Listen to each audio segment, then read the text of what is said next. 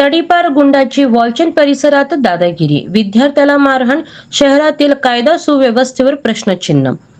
सोलापूर शहरातील वॉलचंद कॉलेज परिसरात तडीपार गुंडाच्या दादागिरीमुळे नागरिक आणि विद्यार्थ्यांमध्ये भीतीचे वातावरण निर्माण झाले आहे.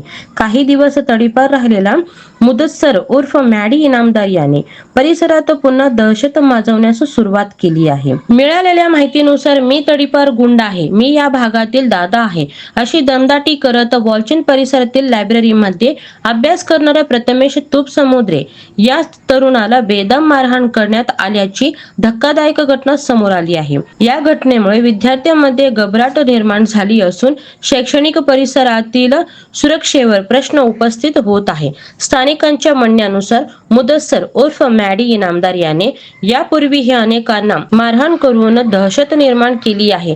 जीवाच्या भीतीमुळे अनेक पीडित पुढे येऊन तक्रार देण्यास दजावत नसल्याची चर्चा आहे. त्यामुळे संबंधित गुंडावर कठोर कारवाईची मागणी नागरिकांकडून होत आहे.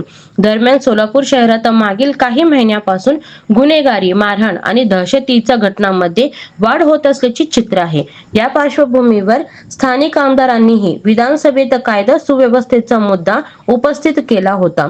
मात्र त्यानंतर ही दहशत शहरात शांतता आणि सुव्यवस्था प्रस्थापित करण्यात पोलीस प्रशासन अपयशी ठरत असल्याची चर्चा जोर धरू लागली आहे. वॉलचंद सारख्या शैक्षणिक परिसरात तडीपार गुंड खुलेआम दादागिरी करत असल्याने विद्यार्थी, पालक आणि नागरिकांमध्ये संताप व्यक्त होत असून पोलीस आयुक्तांनी या प्रकरणाची गंभीर दखल घेऊन तातडीने कारवाई करावी